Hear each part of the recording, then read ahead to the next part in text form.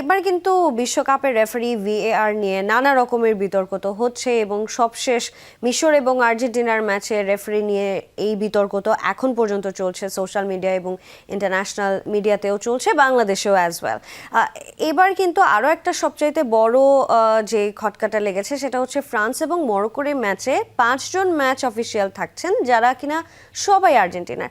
এর আগে বিশ্বকাপে এক দেশের এত রেফারি রাখার কি নজির রয়েছে আপনার জানা মতে? আর এই ম্যাচে অনফিল্ড রেফারিং এর দায়িত্বে কে থাকছেন, সেই সাথে বিস্তারিতটা জানতে চাই এই রেফারিং এর ইস্যুতে। শুরুতে বলতে চাই আসলে যে 5জন রেফারি একই দেশের সেই নজির আমার চোখে পড়েনি, অন্তত এই বিশ্বকাপে। আমি তো বড় ম্যাচগুলোতে প্রতিটাতে রেফারি কারা থাকে সেটি দর্শকদের সামনে তুলে ধরার চেষ্টা করি। তো 3জন করে থাকে নর্মালি। আমি যদি দেখি এর আগে আর্জেন্টিনার যে ম্যাচটা ছিল, আর্জেন্টিনা এবং মিশরের মধ্যেকার ম্যাচ, সেই ম্যাচে কিন্তু ফ্রান্সের রেফারি ছিল এবং 3জন ফ্রান্সের রেফারি ছিল, ভিআর সহ আরও 2জন ভিআরের যে রেফারি ছিল তিনি নরওয়ের ছিলেন। তো সেই জায়গাটাইতে আমার কাছে মনে হয়েছে এইখানে যে কন্ট্রোভার্সিটা হয়েছে, একদম ফুল সেটআপ এবার আর্জেন্টাইন রেফারি আছে এবং নর্মালি যে মূল রেফারি থাকে তার অ্যাসিস্ট্যান্ট কিন্তু একই দেশের হয়ে থাকে, যেহেতু তাদের একটা বোঝাপড়ার আন্ডারস্ট্যান্ডিংয়ের বিষয় থাকে। অ্যাসিস্ট্যান্ট বলতে আমরা যাকে লাইন্সম্যান বলে থাকি, 2জন। তো আমরা একটু দেখাতে চাই যে এই রেফারিটা কেমন, তার নাম কি, তিনি কি পারফরমেন্স করে থাকেন সেই বিষয়টা।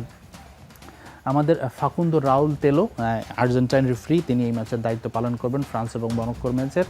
তিনি একটু কড়া মেজাজের হয়ে থাকেন, এটা বিশেষ করে ডোমেস্টিক লিগে তিনি এক ম্যাচে তার 10টা লাল কার্ড দেখানোর রেকর্ড আছে।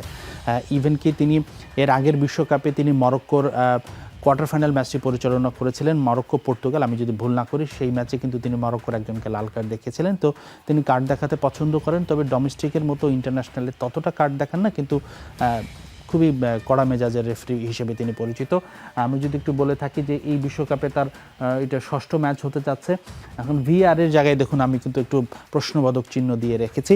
আমি প্রোগ্রামে আসার আগ পর্যন্ত আসলে নামটা খুঁজে পাইনি ভিআর অফিসিয়াল কে থাকছেন, কিন্তু goal.com থেকে শুরু করে স্কাই, যা বড় বড় ওয়েবসাইটগুলো ছিল, সবাই বলছে যে ফুল সেটআপ আসলে থাকবে আর্জেন্টাইন রেফারিদের। তো সেই হিসেবে আমরা বলতেই পারি যে ভিআরও হয়তো আর্জেন্টাইনি একজন থাকবে, তবে আমি এখন পর্যন্ত শিওর না তার নামটা কি বা এক্সাক্ট তিনি কে।